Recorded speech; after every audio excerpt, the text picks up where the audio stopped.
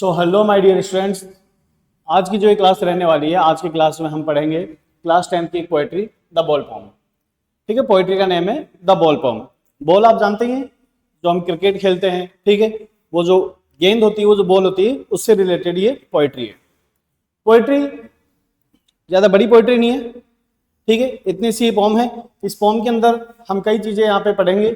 और सबसे पहले मैं बता देता हूँ इस पोएट्री में आप कि इसका बेस क्या रहने वाला है, इसकी थीम क्या रहने वाली है। ये पोएट्री मेनली बेस्ड है एक लड़के के ऊपर। एक छोटा सा लड़का है जो एक क्रिकेट बॉल के साथ खेल रहा होता है, एक क्रिकेट बॉल के साथ खेल रहा होता है, और खेलते खेलते अचानक से वो जो क्रिकेट की उसकी बॉल है वो उसके हाथों से छूट जाती है, और उसके हाथों से छूट के वो कहीं दूसरी जगह चली जाती है, सड़क पार करके सड़क के उस तरफ चली जाती है और पानी में जाके गिर जाती है। पानी में जाके जब वो गिर जाती है तो उसके बाद उस छोटे से बच्चे के लिए वो बॉल को वापस लेकर आ पाना बहुत ज्यादा मुश्किल हो जाता है, क्योंकि पानी बहुत गहरा है और जिस जगह पे वो खेल रहा होता है वो एक सी पोर्ट है। ठीक है, सी पोर्ट समझते हो, बंदरगाह जिसको बोलते हैं, जहाँ पे शिप वगैरह खड़े होते हैं। तो उस जगह पे वो खेल रहा होता है, तो पानी बहुत गहरा होता है और उस पानी के अंदर से उस बॉल को वापस से ला पाना उस बच्चे के लिए पॉसिबल नहीं हो पाता। तो अब वो बहुत ज्यादा दुखी है कि उसके पास अभी बॉल है नहीं, और क्योंकि उसी बॉल के साथ काफी लंबे टाइम से वो खेलता हुआ चला आ रहा था, और आज जब वो बॉल खो गई तो वो बहुत ज्यादा दुखी है और वो याद कर रहा है उन पुरानी मेमोरीज को, जो मेमोरीज उसने क्रिएट की थी इस क्रिकेट बॉल के साथ, इस बॉल के साथ।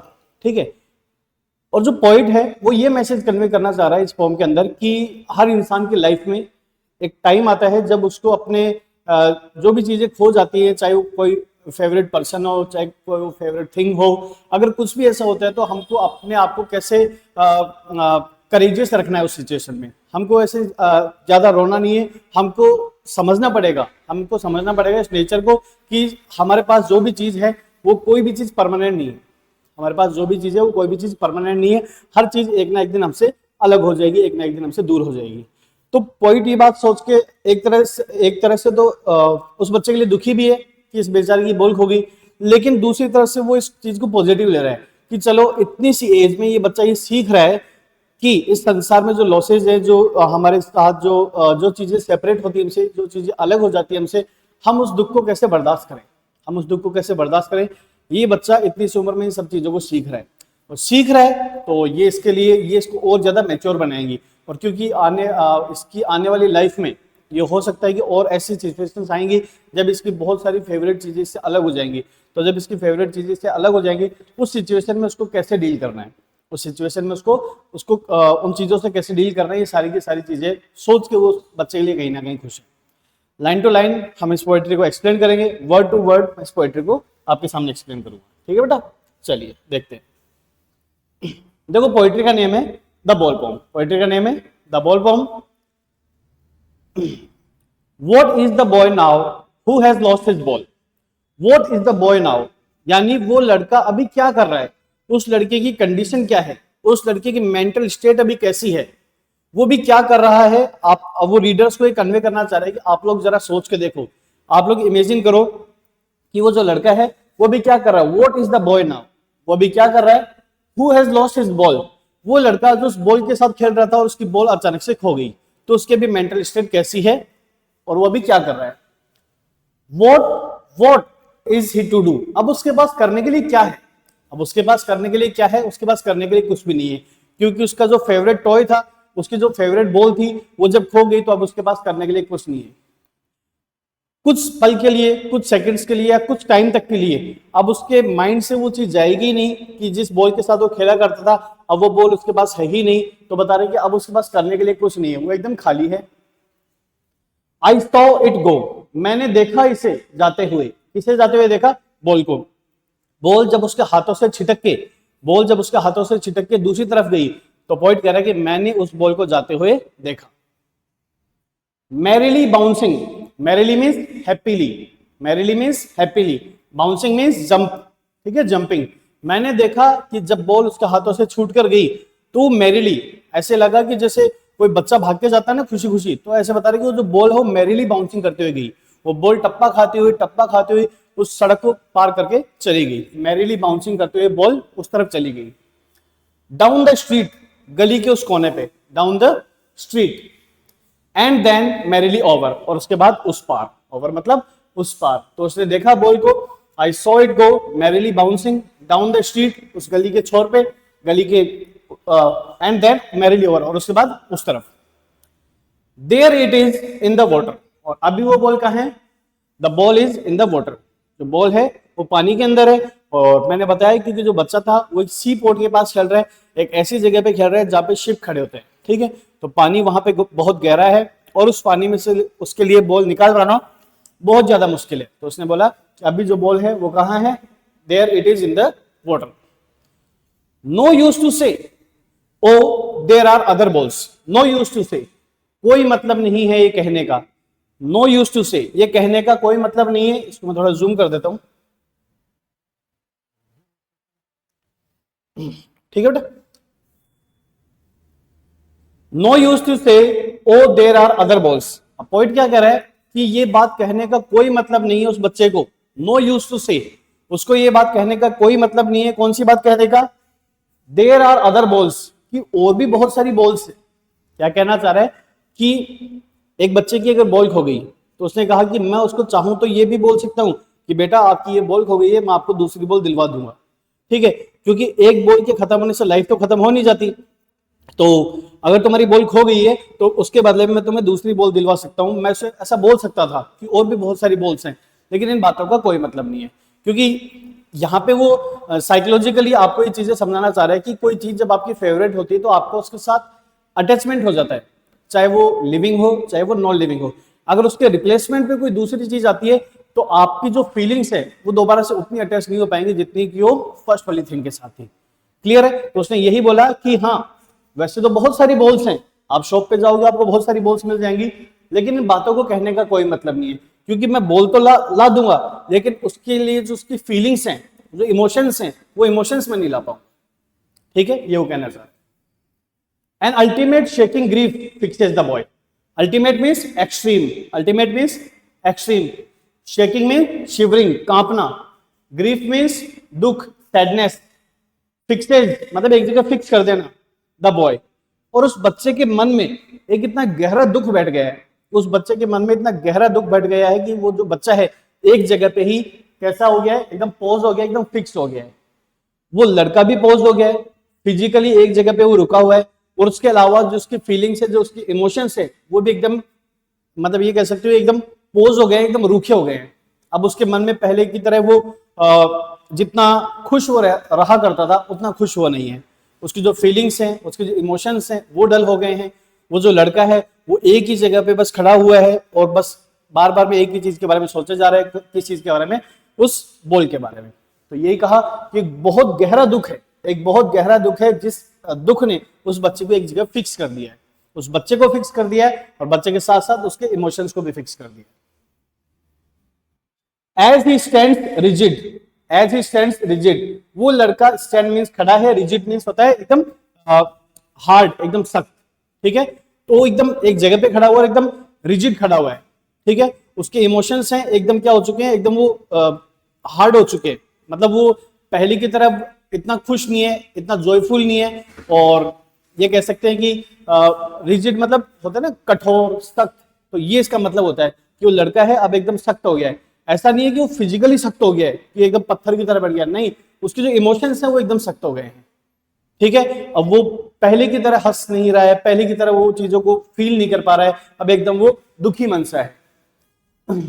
ही स्टैंड्स रिजिड, ट्रेमलिंग, वो कांप रहा है, वो डर से कांप रहा है। स्टेयरिंग डाउन, और केवल क्या कर रहा है? स्टेयरिंग मींस घूरना, देखना, डाउन, और केवल बस जमीन में देखे जा रहे हैं, केवल वो जमीन की तरफ देखे जा रहा है, डाउन वो नीचे की तरफ देखे जा रहा है, और बस उस तरफ देख के वो यही सोच रहा है कि वो जो बॉल मेरे पास हुआ करती थी अब वो बॉल एट प्रेजेंट अब मेरे पास नहीं है, ठीक है। और उसके जो इमोशंस है पूरी तरीके से खत्म हो चुके हैं। As he stands rigid, trembling, staring down. All his young days into the harbour, young days यानी उसका जो यंग डेज मतलब पहले के दिन, बचपन के दिन, अभी भी वो बच्चा ही है लेकिन इससे पहले के जो दिनों की बात हो रही है उसकी बात हो रही है, अर्लियर डेज की। All his young days into the harbour, उसके बचपन के दिन कहां बीते थे? एक हार्बर। हार्बर मींस क्या होता है? सी पोर्ट, जहां पे शिप वगैरह खड़े होते हैं उसको बोलते हैं हार्बर, बंदरगाह इसको हिंदी में बोलते हैं, कि उसके बचपन के जो दिन है, जो जहां वो खेला करता था बचपन में, वो बचपन के दिन उसके बीते थे इस हार्बर पे, ठीक है, इस सी पोर्ट पे। वो हमेशा से वहीं खेला करता था। All his young days into the harbour where his ball went, और अब उसकी बॉल वहां उस पानी के अंदर चली गई। आई would not intrude on him. Intrude का मीन्स क्या होता है? किसी को इंटरफेयर करना, किसी को टोकना, ठीक है, किसी को बीच में से टोकते हैं ना, पर कोई कुछ काम कर रहा होता है तो उसको इंट्रूड करते हैं। तो उसने कहा कि मैं उसको इंट्रूड नहीं करूंगा, मैं उस लड़के को टोकूंगा नहीं। पोइट ने कहा कि मैं उस लड़के को टोकूंगा नहीं, मैं उस लड़के को बिल्कुल भी दिलासा देने की कोशिश नहीं करूंगा। आई वुड नॉट इंट्रूड हिम। क्यों नहीं करूंगा? क्योंकि पोइट चाहता है कि वो इस फीलिंग को समझे कि इस वर्ल्ड में, इस लाइफ में, इस जीवन में कोई भी चीज परमानेंट नहीं होती। जो चीज आपके पास आज है वो कल आपके पास नहीं होगी, और अगर वो चीज आपसे अलग हो जाती है, वो चीज आपसे खो जाती है, तो आपको दुखी होने की कोई जरूरत नहीं है। आपको इस संसार के नियम को समझना पड़ेगा, ठीक है। तो उसने यही बोला, आई would not include on him. मैं उस बच्चे को बिल्कुल भी टोकूंगा नहीं, उसको बिल्कुल भी दखलंदाजी नहीं दूंगा उसके इमोशंस में, क्योंकि यही वो इमोशंस हैं जिसको मैच्योर बना रहे हैं। I would not include on him. A dime another ball is worthless. Dime, dime currency, ठीक है, कि कुछ डाइम लगेंगे मुझे, तो कुछ पैसे लगेंगे मेरे, तो एक डाइम लगेगा और मैं दूसरी बॉल परचेज कर सकता हूं, लेकिन वो बॉल उसके लिए वर्थलेस होगी, ठीक है। उस बॉल की कीमत उसके लिए न के बराबर होगी। क्यों? क्योंकि बॉल हो सकता है वो भले ही वो उससे महंगे है, पहले वाले से महंगे, लेकिन उस बॉल के साथ वो फीलिंग्स नहीं आ पाएंगी, उस बॉल के साथ वो इमोशंस नहीं आ पाएंगे। तो उसने कहा कि एक डाइम में हो सकता है कि मैं अनदर बॉल परचेज कर लूं, एक दूसरी बॉल परचेज कर लूं, लेकिन वो जो बॉल है वो उसके लिए वर्दी नहीं होगी, वो बॉल उसके लिए वर्थलेस होगी, एकदम कंप्लीटली बेकार होगी। क्लियर है? Now he senses first responsibility. अब सेंसेस मींस फील्स, अब वो सेंस कर रहा है, वो फील कर रहा है अपनी लाइफ में, वो पहली बार फील कर रहा है अपनी पहली रेस्पॉन्सिबिलिटी। आप अभी बच्चे हो, जैसे जैसे धीरे धीरे बड़े होगे, जीवन में आपके सामने भी बहुत सारी रेस्पॉन्सिबिलिटीज आएंगी, बहुत सारी जिम्मेदारी आएंगी, और बहुत सारे दुखों का आपको सामना करना पड़ेगा। और जब आपके सामने डिफिकल्टीज आएंगी, जब आपके सामने दुख आएंगे, उस टाइम आपके जो इमोशंस हैं वही आपको स्ट्रांग बनाएंगे। तो उसने बोला कि जब इसकी बॉल यहाँ पे खोई है, तो ये बॉल इसको क्या कर रही है? ही सेंसेस फर्स्ट रिस्पॉन्सिबिलिटी, ये अपनी लाइफ की पहली रेस्पॉन्सिबिलिटी सीख रहा है। पहली रेस्पॉन्सिबिलिटी क्या है? कि इस संसार में जो कुछ मेरे पास है वो कुछ भी परमानेंट नहीं है, सब कुछ मुझसे एक न एक दिन दूर हो जाएगा, सब कुछ एक न एक दिन मुझसे दूर हो जाएगा, और मुझे चीजों से इतना अटैच होने की जरूरत नहीं है। ये चीजें आपको कोई बोल के नहीं समझा सकता। ये वो चीजें हैं जो इंसान अपनी लाइफ में जब उसके सामने डिफिकल्ट टाइम आता है तो उसको एक्सपीरियंस करता है, तो उसके बाद ही वो इन चीजों को सीखता है कि किस सिचुएशन में मुझे कैसे डील करना चाहिए। क्लियर है? तो इसलिए वो बोल रहा है कि मैं, वो जो लड़का है वो अपनी रेस्पॉन्सिबिलिटी को सीख रहा है। किस चीज की रेस्पॉन्सिबिलिटी? टू बिकम मैच्योर हो रहा है वो। इन a world of possessions, world of possessions, possessions का मतलब क्या होता है?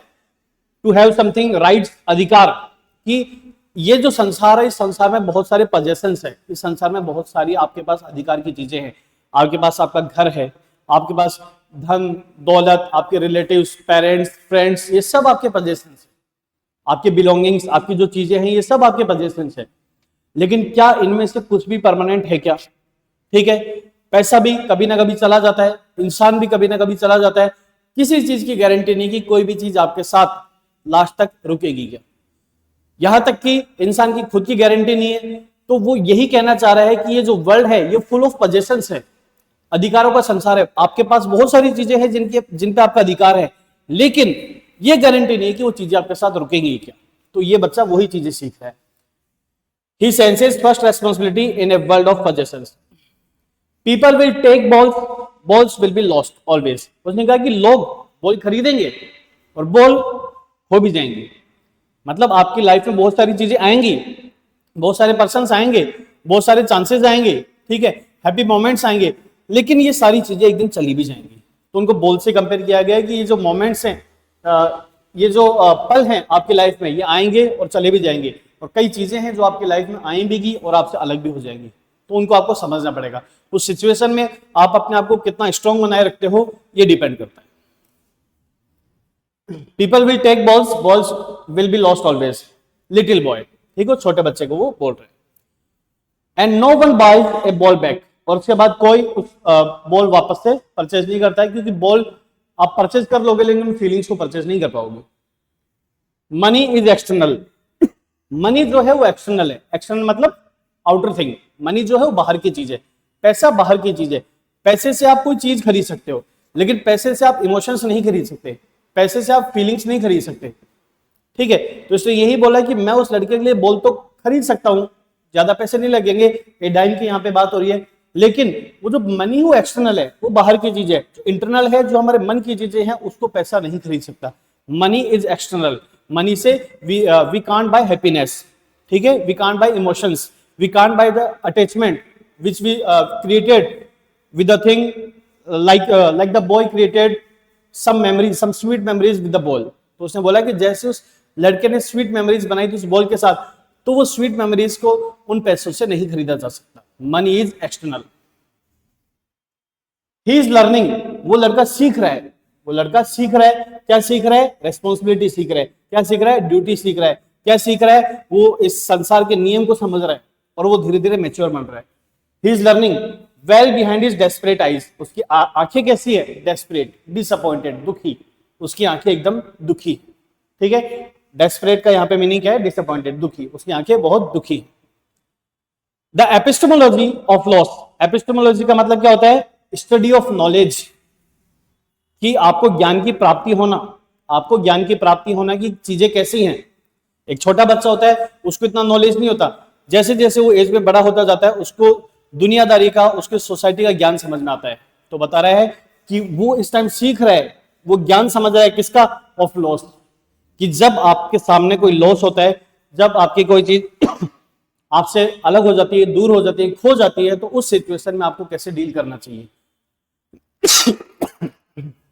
उस सिचुएशन में आपको कैसे डील करना चाहिए, कैसे बिहेव करना चाहिए और अपने आप को कैसे संभालना चाहिए, वही चीज है वो जो लड़का इस टाइम सीख रहा है। द एपिस्टेमोलॉजी ऑफ लॉस, वो लड़का इस टाइम सीख रहा है, ठीक है। वो ये स्टडी कर रहा है, वो नॉलेज ले रहा है कि जब हमारे लाइफ में कोई लॉस हो तो उस लॉस से हम कैसे ओवरकम करें। हाउ टू स्टैंड अप, हम अपने आप को कैसे स्टैंड रखें, हम अपने आप को कैसे स्ट्रॉन्ग रखें इतनी डिफिकल्ट सिचुएशन में। ये सारी की सारी चीजें वो सीख रहा है। और ये कब सीखा है उसने? जब उसकी जो बॉल है वो खो गई थी। Knowing what every man must one day know, knowing what every man must one day know, वो वही चीज सीख रहा है जो हर इंसान अपनी लाइफ में कभी ना कभी सीखता है। वो वही चीज सीख रहा है, वो वही मेंटेलिटी गेन करने की कोशिश कर रहा है जो हर इंसान अपनी लाइफ में कभी ना कभी गेन करता है, ठीक है। मैच्योर होने के लिए आपकी एज का बड़ा होना जरूरी नहीं है। मैच्योर होने के लिए जरूरी है कि आप लोगों को कितना समझते हो, आप सिचुएशन को कितना समझते हो, किस सिचुएशन में कैसा डील करते हो, ये आपकी मैच्योरिटी को शो करता है। आप शरीर में कितने भी बड़े हो जाओ, आप एज में कितने भी बड़ी हो जाओ, लेकिन कई बार बोलते हैं ना किसी बड़ी उम्र के लिए भी कि बच्चों जैसी हरकतें करता है, ठीक है। तो उसमें मैच्योरिटी का आना थोड़ा बाकी होता है। तो वो मैच्योरिटी आप कब सीखते हो? मैच्योरिटी आप सीखते हो जब आपकी लाइफ में अलग अलग टाइम आपकी लाइफ में आता है कि आप हैप्पी मोमेंट पे आप कैसा रिएक्ट करते हो, दुख में आप कैसा रिएक्ट करते हो, ठीक है। और कोई पजल सिचुएशन आ गई, ठीक है, जिसमें आपको मतलब बहुत ज्यादा सफर करना पड़ रहा है, तो ऐसी सिचुएशन में आप कैसे डील करते हो। तो यही सब चीजें हैं जो आपको क्या बनाती है? मैच्योर बनाती है। यही सब चीजें आपको क्या बनाती है? मैच्योर बनाती है। आपकी जिम्मेदारियां ही हैं जो आपको मैच्योर बनाती है। तो उसने बोला कि वो चीजें सीख रहा है जो हर इंसान को अपनी लाइफ में कभी ना कभी सीखनी पड़ती। Is it clear? And most know many days. और कई इंसानों को ये चीजें सीखने में काफी टाइम भी लग जाता है। मैंने बोला ना कि अगर किसी के पास जिम्मेदारियां, किसी की लाइफ में जिम्मेदारियां बहुत कम उम्र में आ जाती है तो बच्चा उतनी ही जल्दी मैच्योर हो जाता है।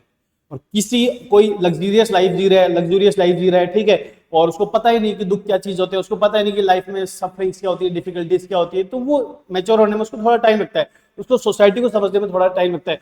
जिम्मेदारियां जब उठाओगे आप अपने कंधों पे, तब जाके आप मैच्योर बनते हो। तो उसने ये बोला कि कुछ इंसान बहुत जल्दी सीख जाते हैं और कुछ इंसानों को बहुत टाइम लग जाता है।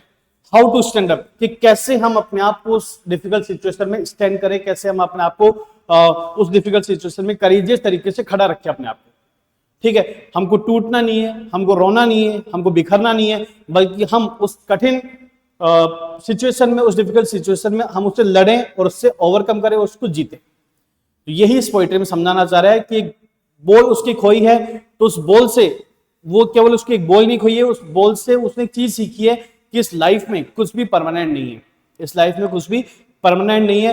हर चीज आपके पास आज है, उसकी कोई गारंटी नहीं कि वो कल होगी या नहीं होगी।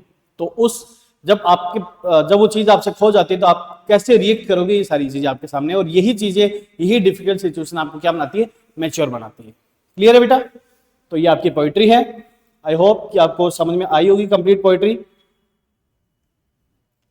ठीक है, पोइट्री से जो क्वेश्चन बनेंगे, क्वेश्चन क्या क्या बनेंगे इस पोइट्री से? पहला question, right the theme of the pome. इस पोइट्री की थीम क्या है? थीम पूछ सकता है, सेंट्रल आइडिया पूछ सकता है। ठीक है, इसके अलावा क्वेश्चन क्या बन सकता है? Why is the little boy sad? वो जो छोटा बच्चा है वो दुखी क्यों है? एक क्वेश्चन ये बन सकता है। एक, where has the ball gone? वो जो बॉल है वो कहां चली गई है? इसके अलावा, why does the poet not want to purchase another ball for the boy? जो पोइट है उस लड़के के लिए दूसरी बॉल परचेज क्यों नहीं करना चाहता है? बता सकते हो परचेज क्यों नहीं करना चाहता है? इसके अलावा, what is the little boy learning? जो छोटा बच्चा है वो क्या सीख रहा है? ठीक है, इस सिचुएशन के बाद वो क्या सीख रहा है? उसके अलावा, money is external, explain this phrase, explain this line. इस लाइन को एक्सप्लेन करो कि मनी इज एक्सटर्नल, पॉइंट इससे क्या मैसेज कन्वे करना चाह रहा है, ये क्वेश्चन बन सकता है। इसके अलावा, what is the present condition, what is the present condition और mental state of the boy? लड़के की जो मानसिक स्थिति है या जो लड़के के भी प्रेजेंट कंडीशन है, उसके इमोशंस है, उसके बारे में पूछ सकता है कि वो अभी कैसा फील कर रहा है, यहां से क्वेश्चन बन सकता है। ठीक है, और how does the poet use ball as a symbol in this poem? इस पोइट्री के अंदर उसने बॉल को कैसे एक सिंबल की तरह यूज किया? सिंबल मतलब उसने बॉल को बताया है कि जैसे ये वर्ल्ड है, ये फुल ऑफ पोजेशंस है, बहुत सारी अधिकारों का बना हुआ है, और हर चीज हमसे क्या होगी, एक ना एक दिन सेपरेट जरूर होगी। तो यहाँ पे बॉल केवल बॉल नहीं है, यहाँ पे बॉल क्या है, आपका जो भी पोजेशंस है उन सब पोजेशंस को शो करने का काम कर रहा है, बॉल कर रहा है। जरूरी नहीं है कि हर इंसान मैच्योर तभी हो जब उसकी क्रिकेट की बॉल खो जाए। ठीक है, यहाँ उस बच्चे के लिए उस बॉल ने उसको लेसन सिखाया, किसी की लाइफ में कोई और चीजें जो उसको लेसन सिखाएगी। ठीक है, तो बॉल को एक सिंबल की तरह यूज किया है, एक पोजीशन की तरह यूज किया है। ठीक है, तो ये क्वेश्चंस मैंने जो आपके साथ डिस्कस किए, ये क्वेश्चंस इस पोएट्री के इंपॉर्टेंट क्वेश्चंस हैं, इनको आप अच्छे से तैयार कर लेना। हाँ, वैसे तो मुझे पता है ये जो क्वेश्चंस मैंने आप बोले हैं आपको, आप इनको कॉपी में राइट डाउन कर लेना, इनके आंसर्स आप प्रिपेयर कर लेना। अगर फिर भी आप आंसर्स प्रिपेयर नहीं कर पाते हो या आपको लग रहा है कि भाई इस क्वेश्चन का आंसर हमको नहीं मिल रहा, तो आप कमेंट कर देना। ठीक है, इनके जो क्वेश्चंस जो मैंने आपको बताए हैं, इनके आंसर्स भी मैं प्रोवाइड करवा दूंगा पीडीएफ फॉर्म में।